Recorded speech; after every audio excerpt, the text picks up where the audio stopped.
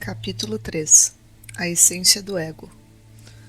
A maioria das pessoas está tão identificada com a voz dentro da própria cabeça, o fluxo incessante de pensamento involuntário e compulsivo e as emoções que os acompanham, que podemos dizer que esses indivíduos estão possuídos pela mente.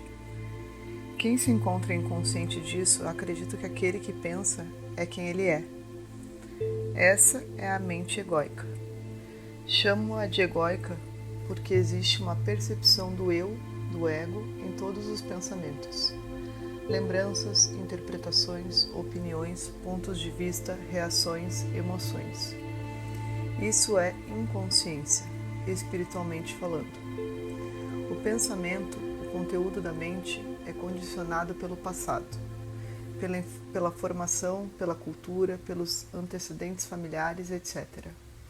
O núcleo central de toda a atividade mental consiste em determinados pensamentos, emoções e padrões reativos repetitivos e persistentes com os quais nos identificamos com mais intensidade. Essa entidade é o próprio ego. Na maioria dos casos, quando dizemos eu, é o ego que está falando, e não nós, como temos observado. O ego compõe-se de pensamentos e emoções, de uma série de lembranças que reconhecemos como eu e minha história, de papéis habituais que desempenhamos sem saber e de identificações coletivas, como nacionalidade, religião, raça, classe social e orientação política. Ele contém ainda identificações pessoais, não só com bens, mas com opiniões, aparência exterior, ressentimentos antigos e conceitos sobre nós mesmos, como melhores do que os outros ou inferiores a eles, como pessoas bem-sucedidas ou fracassadas. O conteúdo do ego varia de pessoa para pessoa. No entanto, todo ego funciona de acordo com a mesma estrutura. Em outras palavras, os egos diferem apenas na superfície. No fundo, eles são iguais. De que maneira são semelhantes? Eles existem à custa da identificação e da separação. Quando vivemos por meio do eu construído pela mente, que se constitui dos pensamentos e das emoções do ego, a base da nossa identidade é precária, porque os pensamentos e as emoções são, por sua própria natureza, efêmeros e instáveis. Assim, todo ego está continuamente lutando pela sobrevivência, tentando se proteger e aumentar de tamanho. Para sustentar o pensamento do eu, ele precisa de algo oposto, que é o pensamento, o outro. O eu conceitual não consegue sobreviver sem o outro conceitual. Os outros são, sobretudo, os outros quando os vemos como inimigos. Numa extremidade da escala desse padrão egóico de consciência, situa-se o hábito compulsivo de encontrarmos defeitos nas pessoas e nos queixarmos delas. Jesus referiu-se a isso quando disse: "Por que vês tu o argueiro do olho de teu irmão e não reparas na trave que está no teu olho?" No outro extremo da escala, encontra-se a violência física entre indivíduos e as guerras entre países. Embora na Bíblia a pergunta de Jesus permaneça sem resposta, ela é sem dúvida. Porque quando critico ou condeno o outro, sinto-me maior, superior. Queixas e ressentimentos. Queixar-se é uma das estratégias prediletas do ego para se fortalecer. Cada reclamação é uma pequena história que a mente cria e na qual acreditamos inteiramente. Não importa se ela é feita em voz alta ou apenas em pensamento. Alguns egos que talvez não tenham muito mais com o que se identificar sobrevivem apenas com queixas. Quando estamos presos a um ego assim, reclamar, sobretudo de alguém, é algo habitual e, é claro, inconsciente, o que mostra que não sabemos o que estamos fazendo. Uma atitude típica desse padrão é aplicar rótulos mentais negativos às pessoas, seja na frente delas ou, como é mais comum, falando sobre elas com alguém ou até mesmo apenas pensando nelas. Xingar é o outro modo mais rude de atribuir esses rótulos e de mostrar a necessidade que o ego tem de estar certo e triunfar sobre os outros.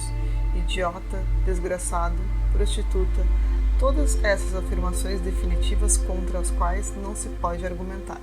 No nível seguinte, descendo pela escala da inconsciência, estão os gritos. Não muito abaixo disso se encontra a violência física. O ressentimento é a emoção que acompanha a queixa e a rotulagem mental dos outros. Ele acrescenta ainda mais energia ao ego. Ressentir-se significa ficar magoado, melindrado ou ofendido. Costumamos nos sentir assim em relação à cobiça das pessoas, à sua desonestidade, à sua falta de integridade, ao que estão fazendo no presente, ao que fizeram no passado, ao que disseram, ao que deixaram de dizer, à atitude que deviam ou não ter tomado. O ego adora isso. Em vez de detectarmos a inconsciência nos outros, nós a transformamos em sua identidade. Quem é o responsável por isso? Nossa própria inconsciência, o ego. Algumas vezes, a falta que apontamos em alguém nem mesmo existe. Ela pode ser um erro total de interpretação, uma projeção feita por uma mente condicionada a ver inimigos e a se considerar sempre certa ou superior. Em outras ocasiões, a falta pode ter ocorrido, contudo, se nos concentrarmos nela, às vezes excluindo todo o resto, nós a tornamos maior do que é. E dessa maneira, fortalecemos em nós mesmos aquilo a que reagimos no outro. Não reagir ao ego das pessoas é uma das maneiras mais eficazes de não só superarmos nosso próprio ego, como também de dissolver o ego humano coletivo. No entanto, só conseguimos nos abster de reagir quando somos capazes de reconhecer o comportamento de alguém como originário do ego, como uma expressão do distúrbio coletivo da espécie humana. Quando compreendemos que não se trata de nada pessoal, a compulsão para reagir desaparece. Não reagindo ao ego, muitas vezes podemos fazer aflorar a sanidade nos outros, que é a consciência não condicionada em oposição à consciência condicionada. Em determinadas ocasiões, talvez precisemos tomar providências práticas para nos proteger de pessoas profundamente inconscientes. Isso é algo que temos condições de fazer sem torná-las nossas inimigas. Nossa maior defesa, contudo, é sermos conscientes. Alguém passa a ser um inimigo quando personalizamos a inconsciência que é o ego. A não reação não é fraqueza, mas força. Outra palavra para não reação é perdão. Perdoar é ver além, ou melhor, é enxergar através de algo. É ver através do ego, a sanidade que há em cada ser humano como sua essência. O ego adora reclamar e se ressente não só de pessoas como de situações. O que podemos fazer com alguém também conseguimos fazer com uma circunstância, transformá-la num inimigo. Os pontos implícitos são sempre: isso não deveria estar acontecendo, não quero estar aqui, estou agindo contra minha vontade, o tratamento que estou recebendo é injusto e, é claro, o maior inimigo do ego, acima de tudo isso, é o momento presente, ou seja, a vida em si. Não confunda a queixa com a atitude de informar alguém de uma falha ou de uma deficiência para que elas possam ser sanadas. Além disso, abster-se de reclamar não corresponde necessariamente a tolerar algo de má qualidade nem um mau comportamento. Não há interferência do ego quando dizemos ao garçom que a comida está fria e precisa ser aquecida, desde que nós atenhamos aos fatos, que são sempre neutros. Como você se atreve a me servir uma sopa fria? Isso é se queixar. Nessa situação, existe um eu que adora se sentir pessoalmente ofendido pela comida fria e ele aproveitará esse fato ao máximo. Um eu que aprecia apontar o erro de alguém. A reclamação a que me refiro está a serviço do ego e não da mudança. Algumas vezes fica óbvio que o ego não deseja que algo se modifique para que possa continuar se queixando. Veja se você consegue capturar, ou melhor, perceber a voz da sua cabeça. Talvez no exato instante em que ela esteja reclamando de algo e reconhecê-la pelo que ela é, a voz do ego, não mais um padrão mental condicionado. Um pensamento. Sempre que a observar, compreenderá que você não é ela. e sim aquele que tem consciência dela. Na verdade, você é a consciência que está consciente da voz. Atrás, em segundo plano, está a consciência. À frente se situa a voz, aquela que pensa. Dessa maneira, você estará se libertando do ego, livrando-se da mente não observada. No momento em que você se tornar consciente do ego, a rigor, ele não será mais o ego, e sim um velho padrão mental condicionado. O ego implica inconsciência.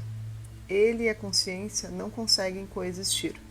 O velho padrão mental, ou hábito mental, pode sobreviver e se manifestar por um tempo porque tem um impulso de milhares de anos de inconsciência humana coletiva atrás de si. No entanto, toda vez que é reconhecido, ele se enfraquece. A atitude reativa e o rancor.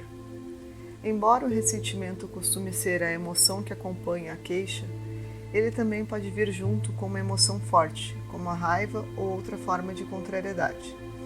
Dessa maneira, torna-se mais carregado energeticamente. A reclamação então se transforma numa atitude reativa, outra maneira que o ego encontra de se fortalecer. Existem muitas pessoas que estão sempre esperando pela próxima coisa contra a qual reagir, para que possam se sentir irritadas ou perturbadas, e nunca demora muito até que encontrem o que procuram.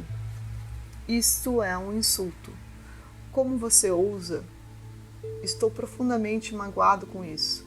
É o que costumam dizer. Elas são viciadas em se aborrecer e se encolerizar, enquanto os outros funcionam como uma droga. Pela reação a isso ou aquilo, afirmam e intensificam sua percepção do eu.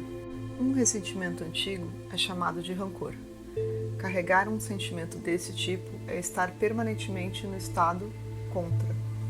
E é por isso que o rancor constitui uma parte significativa do ego de muita gente. Quando coletivo, ele pode sobreviver por séculos na psique de um país ou de uma tribo e alimentar um ciclo interminável de violência. Um rancor é uma forte emoção negativa ligada a um acontecimento ocorrido no passado, algumas vezes distante, que é mantido vivo pelo pensamento compulsivo que reconta a história na cabeça ou em voz alta do que alguém me fez ou do que alguém nos fez. Esse sentimento também é capaz de contaminar outras áreas da vida. Por exemplo, enquanto pensamos sobre o rancor e o sentimos, sua energia emocional nefasta pode distorcer nossa percepção de um acontecimento que está ocorrendo naquele momento, ou influenciar a maneira como falamos com alguém no presente, ou nosso comportamento em relação a uma pessoa. Um rancor profundo é suficiente para afetar vários aspectos da vida e nos manter nas garras do ego. É preciso honestidade para verificarmos se ainda guardamos rancores, se existe alguém na nossa vida que não conseguimos perdoar completamente, um inimigo. Caso você esteja nessa situação, tome consciência do rancor tanto no nível do pensamento quanto no nível emocional, ou seja, conscientize-se dos pensamentos que mantêm a continuidade desse sentimento negativo e sinta a emoção, que é a reação do corpo a esses pensamentos. Não tente deixar o rancor de lado. Tentar perdoar não dá certo. O perdão acontece de modo natural, quando entendemos que o rancor não tem outro propósito, a não ser fortalecer uma falsa percepção do eu, ou seja, possibilitar a existência do ego. Compreender é libertar-se. O ensinamento de Jesus sobre perdoar os inimigos trata, em essência, de desfazer uma das principais estruturas egóicas da mente humana. O passado não tem força para nos impedir de viver no estado de presença agora. Apenas o rancor em relação ao passado pode fazer isso. E o que é o rancor? A bagagem de velhos pensamentos e antigas emoções. Estar certo e tornar o outro errado. Queixar-se, assim como encontrar erros nos outros ou assumir uma atitude reativa, fortalece o sentido de limite e de separação característico do ego e do qual ele depende para sobreviver. Mas todas essas ações também o reforçam de outra maneira, dando-lhe uma sensação de superioridade que o faça expandir. Talvez não fique claro de imediato de que modo as queixas, por exemplo, sobre trânsito, políticos, cobiça, incompetência, colegas de trabalho ou ex-cônjuge podem nos proporcionar esse sentimento de superioridade. E há uma explicação para isso. Quando nos queixamos, subentende-se que estamos certos, enquanto a pessoa ou situação da qual reclamamos ou a qual reagimos está errada. Nada fortalece mais o ego do que estar certo. Isso o identifica com uma posição mental, uma perspectiva, uma opinião, um julgamento, uma história. Obviamente, para termos razão, é necessário que alguém esteja errado. Assim, o ego adora apontar a falha para que possa mostrar que está certo. Em outras palavras, precisamos fazer com que os outros estejam equivocados para nos sentir mais fortes do que somos. Assim como uma pessoa, também uma situação pode ser considerada errada, por meio de queixas e de algum tipo de reação, atitudes que sempre deixam subentendida a ideia: isso não deveria estar acontecendo. Estarmos certos nos coloca numa posição de superioridade moral imaginada em relação à pessoa ou à situação que está sendo julgada. É esse sentimento de superioridade que o ego adora e por meio do qual se destaca. Em defesa de uma ilusão, vamos considerar os fatos que são inquestionáveis. Por exemplo, se você disser a luz se desloca mais rápido do que o som, e alguém afirmar o contrário, é óbvio que você está certo e a pessoa errada. A simples observação de que o raio precede o trovão confirma isso. Portanto, você não apenas está certo, como sabe que tem razão. Será que o ego está envolvido nisso? Talvez, mas não necessariamente. Se você está apenas afirmando algo que sabe estar correto, não há participação do ego, porque não há identificação. Identificação com o quê? Com a mente e com uma posição mental. Porém, essa identificação pode se insinuar com a maior facilidade. Se você se surpreender dizendo, acredite em mim, eu sei, ou por que você nunca acredita em mim, é porque o ego já se pronunciou. Ele se esconde na palavra mim, uma simples afirmação. A luz é mais rápida do que o som. Embora verdadeira, agora está a serviço da ilusão, do ego. Ela foi contaminada com um falso sentimento de eu. Tornou-se personalizada, convertida numa posição mental. O eu sente-se inferiorizado ou ofendido porque alguém não acredita no que ele disse. O ego leva tudo para o lado pessoal. Surge a emoção, assim como uma atitude defensiva, talvez até a agressão. Estamos defendendo a verdade? Não, a verdade nunca precisa de defesa. Nem a luz, nem o som se importam com o que eu, você ou qualquer outra pessoa pense. Estamos protegendo a nós mesmos ou então a ilusão de nós mesmos, o substituto produzido pela mente. Seria ainda mais apropriado dizer que a ilusão está resguardando a si mesma. Se até o terreno simples e direto dos fatos está sujeito à distorção e à ilusão egóica, o que dizer do menos tangível campo das opiniões, pontos de vista e julgamentos, todos eles formas de pensamento que podem facilmente adquirir um sentimento de eu. Todo ego confunde opiniões e pontos de vista com fatos. Além disso, nenhum ego consegue estabelecer a diferença entre um acontecimento e sua reação a ele. O ego é sempre um mestre da percepção seletiva e da interpretação distorcida. Apenas por meio da consciência e não do pensamento, somos capazes de diferenciar entre fato e opinião. Somente por intermédio da consciência, uma pessoa consegue ver o seguinte: esta é a situação, e aqui está a raiva que sinto dela. Depois, compreende que existem outras formas de abordar aquela circunstância e maneiras diferentes de entendê-la e de lidar com ela. Só com o uso da consciência conseguimos ver a totalidade da situação ou da pessoa, em vez de adotarmos um ponto de vista limitado. Verdade, relativa ou absoluta? Fora do terreno dos fatos simples e verificáveis, a certeza, estou certo e você errado, é perigosa para os relacionamentos pessoais, bem como para as interações entre países, tribos, religiões e assim por diante. No entanto, se o fato de sustentarmos que estamos certos e os outros errados é uma das maneiras que o ego tem de se sentir fortalecido, se é um distúrbio mental que perpetua a separação e o conflito entre os seres humanos, isso significa que não existem comportamentos, atos sem credos certos ou errados? Não seria isso o relativismo, a crença de que não existe uma verdade absoluta para guiar o comportamento humano, que alguns ensinamentos cristãos contemporâneos consideram o grande mal da nossa época? A história do cristianismo é um exemplo básico de como a crença de que estamos na isolada posição de detentores da verdade, ou seja, certos, podem corromper nossas ações e nossos comportamentos ao ponto da insanidade.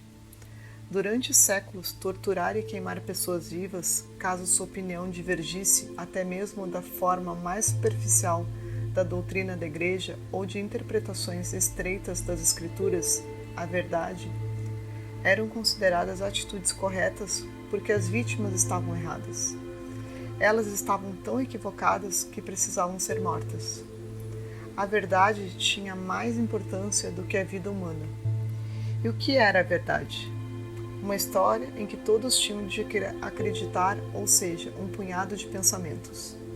No grupo de 1 milhão de pessoas que Pol Pot, o ex-ditador do Camboja, mandou matar, encontravam-se todos os que usavam óculos.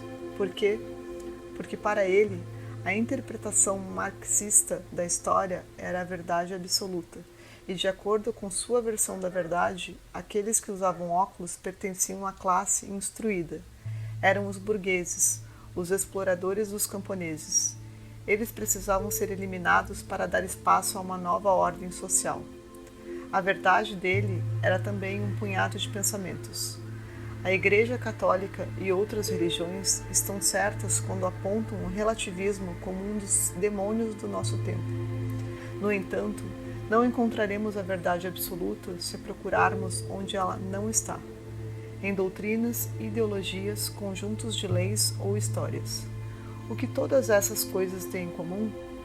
Elas se constituem de pensamentos. Na melhor das hipóteses, o pensamento indica a verdade, contudo nunca é a verdade. É por isso que os budistas dizem que o dedo apontando para a lua não é a lua. Todas as religiões podem ser falsas e verdadeiras, dependendo de como as usamos. Cabe a nós colocá-las a serviço do ego ou da verdade. Se acreditamos que apenas nossa religião é a verdade, nós a estamos utilizando em prol do ego. Empregado dessa maneira, o credo torna-se uma ideologia e cria uma sensação ilusória de superioridade, assim como de divisão e conflito entre as pessoas. Quando trabalham para a verdade, os ensinamentos religiosos representam pontos de sinalização ou mapas que pessoas conscientes deixam no caminho para nos ajudar a despertar espiritualmente, isto é, a nos tornarmos livres da identificação com a forma. Existe apenas uma verdade absoluta, e todas as outras verdades emanam dela. Quando a encontrarmos, nossas ações acontecem em sintonia com ela. A ação humana pode refletir a verdade ou a ilusão. Será que é possível colocar a verdade em palavras? Sim, porém as palavras não são a verdade, elas apenas a indicam. A verdade é inseparável de quem nós somos. Sim, você é a verdade. Sempre que a procurar em outro lugar, acabará decepcionado.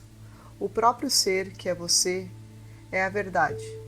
Jesus tentou mostrar isso quando disse: Eu sou o caminho, a verdade e a vida. Essas palavras são um dos mais poderosos e diretos indicadores da verdade desde que entendidas corretamente.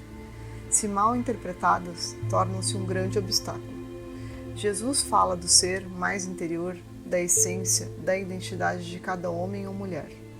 Na verdade, de toda forma de vida. Ele se refere à vida que nós somos. Alguns místicos cristãos chamam isso de o Cristo interior. Os budistas o denominam natureza de Buda. Para os hinduístas, é o Atman, a essência divina. Quando entramos em contato com essa dimensão que trazemos dentro de nós, e isso é nosso estado natural e não uma conquista milagrosa, todas as ações que praticamos e os relacionamentos que estabelecemos refletem o estado de unificação com a vida única que sentimos em nosso interior. Isso é amor. Leis, mandamentos, normas e regulamentos são necessários para aqueles que estão separados de quem eles são, da sua verdade interna.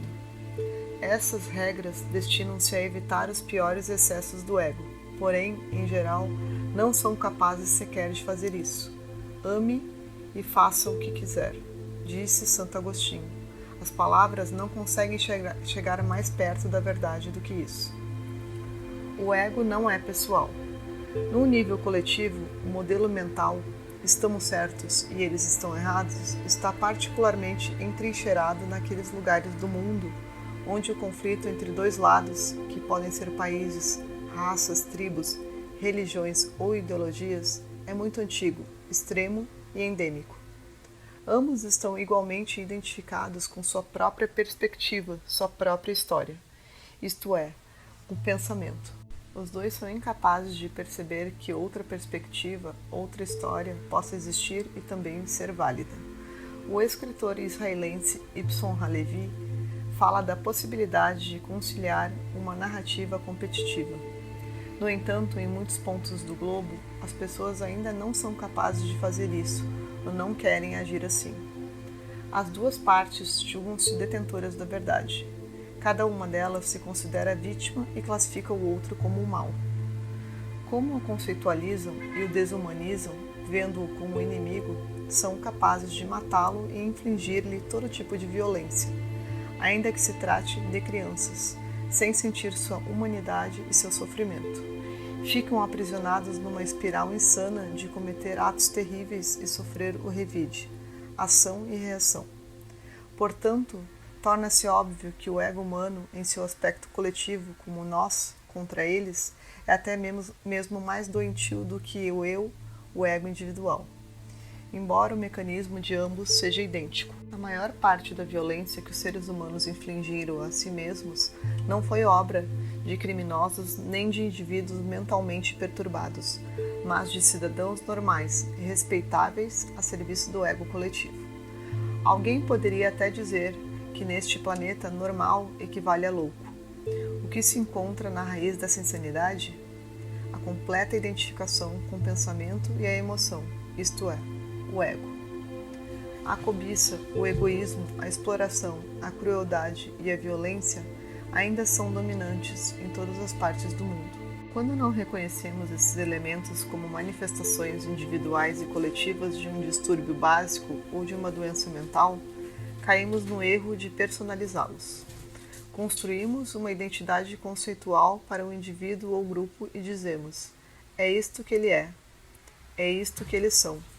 Sempre que confundimos o ego que detectamos em alguém com sua identidade, isso é obra do nosso próprio ego, que usa essa interpretação errônea para se fortalecer, mostrando que está certo e que, portanto, é superior.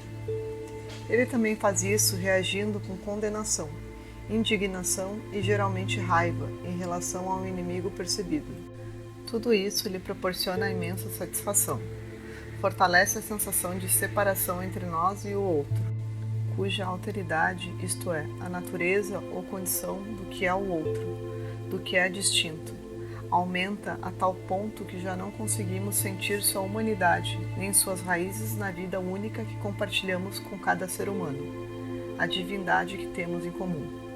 Os padrões egóicos específicos a que reagimos com mais intensidade em alguém e que classificamos erroneamente como sua identidade tendem a ser idênticos aos nossos. No entanto, ou somos incapazes de vê-los ou não queremos detectá-los em nós. Nesse sentido, temos muito a aprender com nossos inimigos. O que existe neles que mais nos incomoda ou perturba?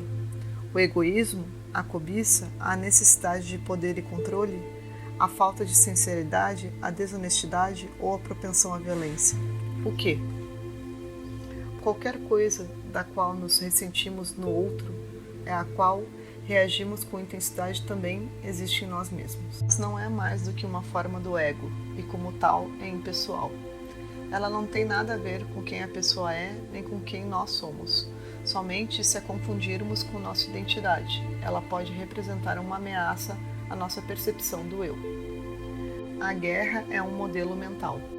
Em determinados casos, precisamos nos proteger ou defender uma pessoa dos atos prejudiciais de alguém. No entanto, temos que ter cuidado para não transformar isso numa missão de erradicação do mal, uma vez que provavelmente nos converteremos na própria coisa que estamos combatendo.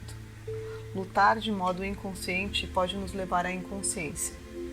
Há a possibilidade de que a inconsciência, comportamento egóico desajustado, nunca seja vencida pelo ataque. Mesmo se derrotarmos o oponente, ela simplesmente se transferirá para nós ou este adversário reaparecerá num novo disfarce.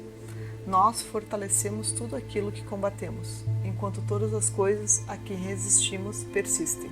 Hoje em dia ouvimos com frequência a expressão "a guerra contra", isso ou aquilo.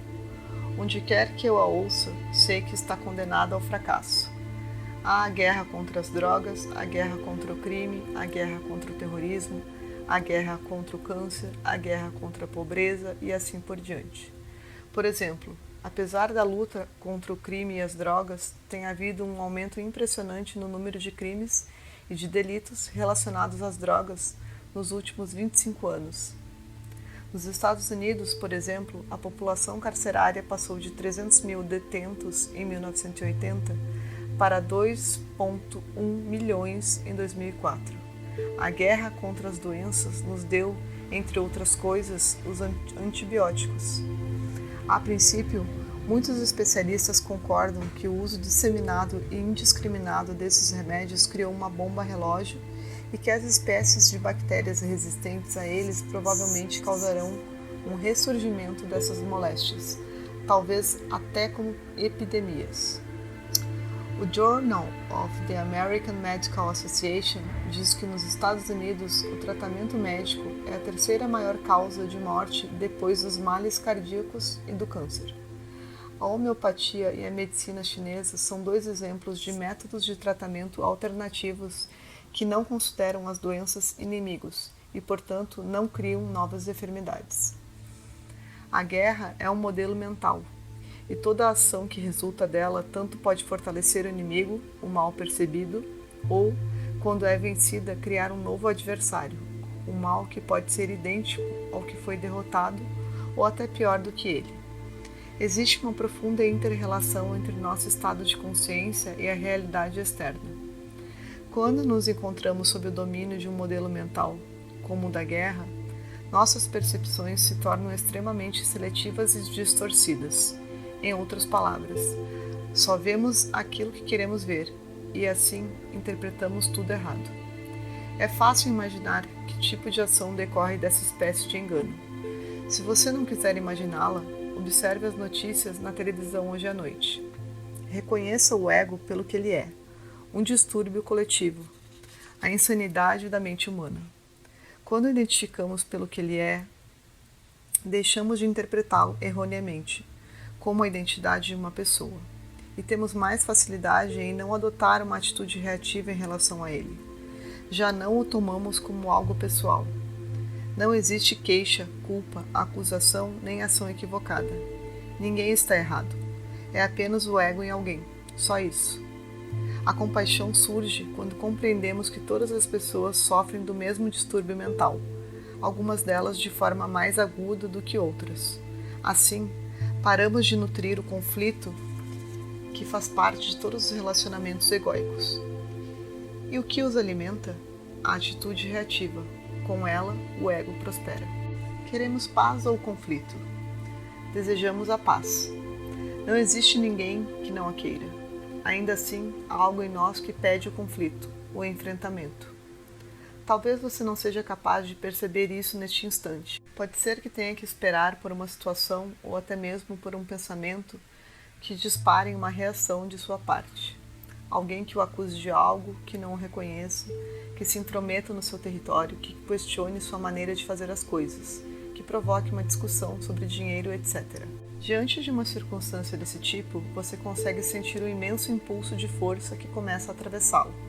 O medo, que talvez esteja sendo mascarado por raiva ou hostilidade? É capaz de ouvir sua própria voz se tornando áspera e estridente? Tem consciência de que sua mente está correndo para defender a posição dela, justificar, atacar, condenar? Em outras palavras, tem capacidade de despertar neste momento de inconsciência? Sente que algo em você está em guerra, alguma coisa que se vê ameaçada e quer sobreviver a todo custo, que precisa do confronto para afirmar a própria identidade como personagem vitorioso dentro dessa produção teatral? Consegue sentir que existe algo em você que preferiria estar certo a estar em paz? Além do ego, nossa verdadeira identidade. Quando o ego está em guerra, saiba que isso não passa de uma ilusão que está lutando para sobreviver. Essa ilusão pensa ser nós. A princípio, não é fácil estarmos lá como testemunhas, no estado de presença, sobretudo quando o ego se encontra nessa situação ou quando um padrão emocional do passado é ativado. No entanto, depois que sentimos o gosto dessa experiência, nosso poder de atingir o estado de presença começa a crescer e o ego perde o domínio que tem sobre nós. E assim chega à nossa vida um poder que é muito maior do que o ego, maior do que a mente. Tudo de que precisamos para nos livrar do ego é estarmos conscientes dele, uma vez que ele e a consciência são incompatíveis. A consciência é o poder oculto dentro do momento presente. É por isso que podemos chamá-la de presença.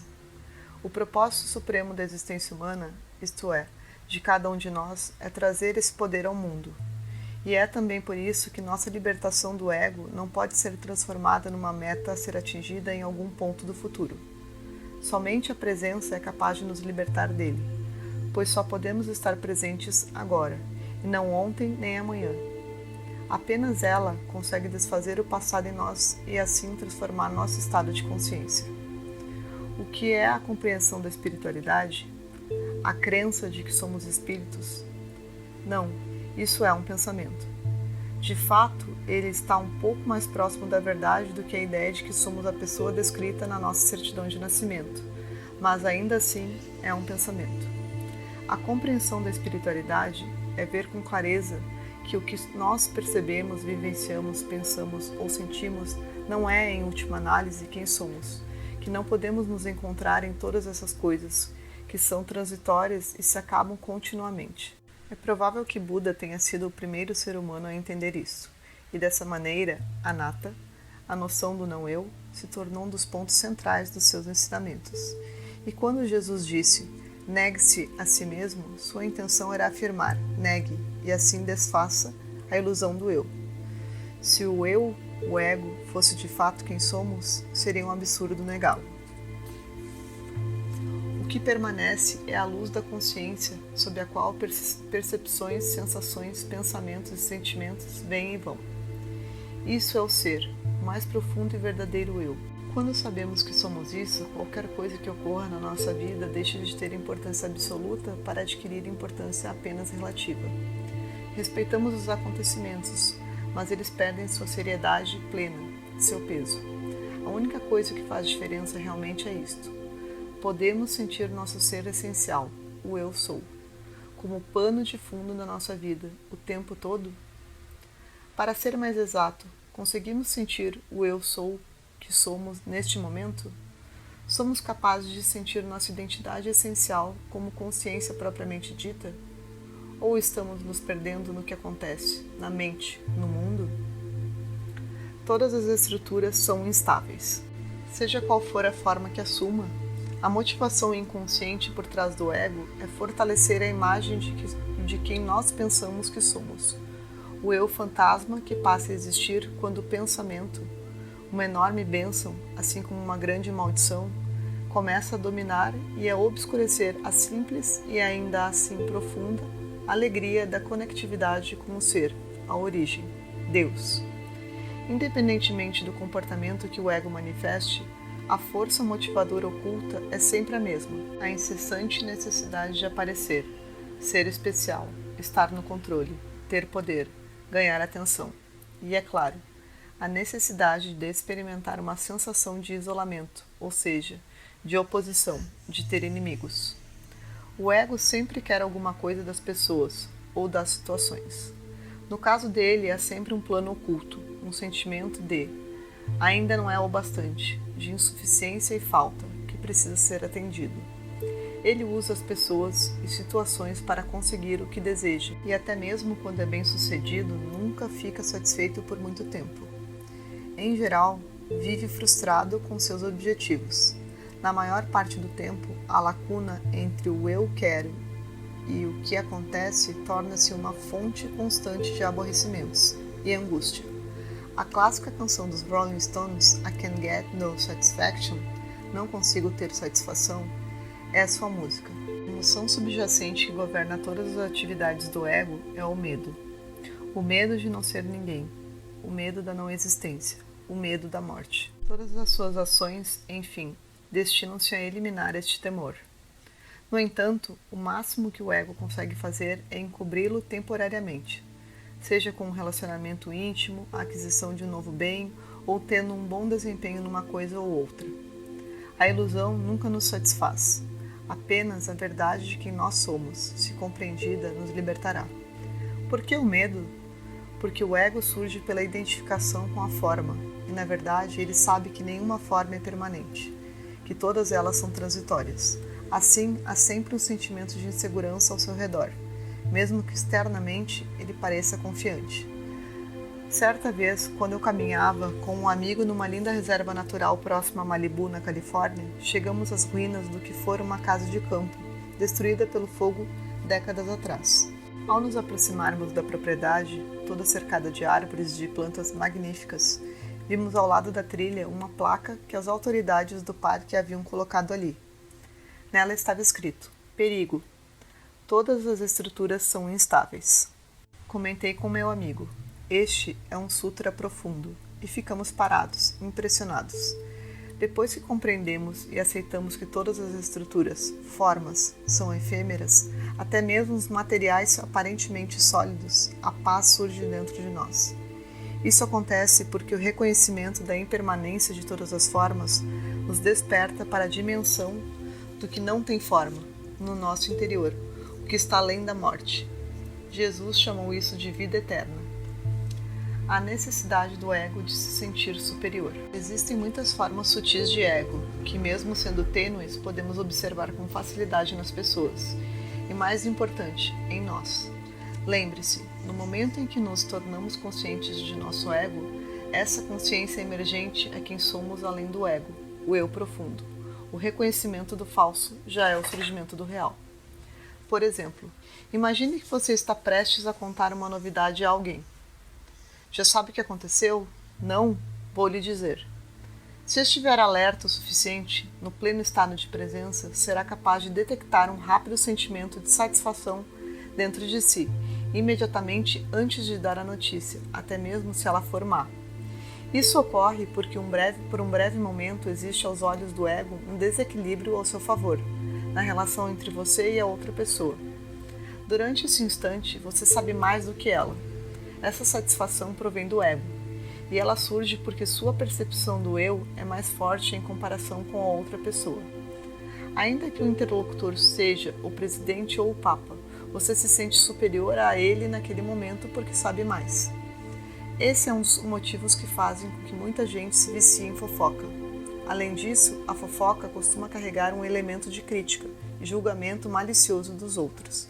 Dessa forma, também fortalece o ego, por meio da superioridade moral imaginada, que fica implícita em toda a apreciação negativa que fazemos de alguém.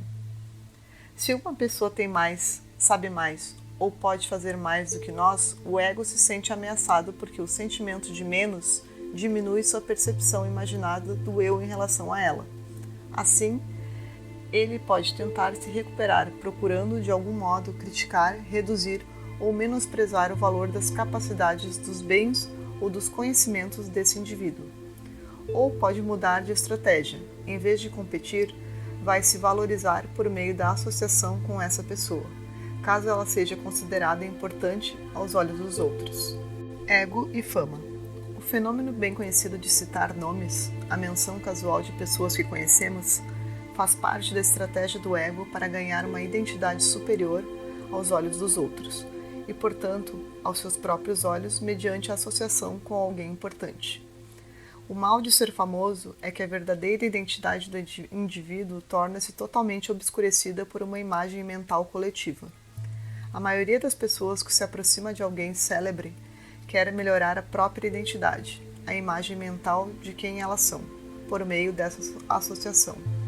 Talvez elas até ignorem o fato de que não estão interessadas no indivíduo famoso, e sim apenas em fortalecer sua percepção ficcional do eu. Acreditam que por meio dele podem ser mais. Tentam se completar por intermédio dele ou da sua imagem mental, como alguém de renome, uma identidade conceitual coletiva e inquestionável. A supervalorização absurda da fama é simplesmente uma das muitas manifestações da loucura egóica do nosso mundo. Algumas celebridades caem no mesmo erro e se identificam com a ficção coletiva, isto é, com a imagem que as pessoas e a mídia criaram delas. Começam a se considerar de fato superiores aos relés mortais. O resultado disso é que elas se tornam cada vez mais alienadas de si mesmas e dos outros, mais infelizes e mais dependentes da continuidade da sua popularidade. Cercadas apenas por pessoas que se alimentam da sua autoimagem inflada, mostram-se incapazes de estabelecer relacionamentos verdadeiros.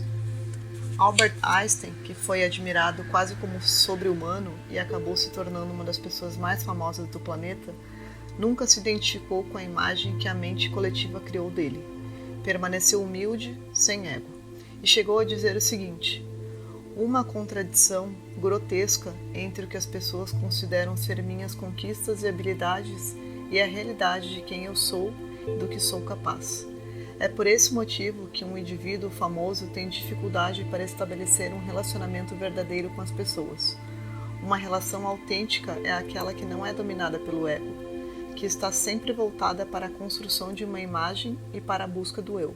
Num relacionamento genuíno, há um fluxo de atenção plena e receptiva que é dirigido a outra pessoa, e nele não cabe nenhum outro querer. Essa atenção plena é a presença, o pré-requisito para todo relacionamento autêntico. O ego age sempre da seguinte forma: ou quer alguma coisa, ou, se acredita que não existe nada para obter do outro, assume um estado de profunda indiferença e não se preocupa com ele. Assim, os três estados predominantes dos relacionamentos egóicos são o querer insatisfeito, raiva, ressentimento, acusação, queixa, e a indiferença.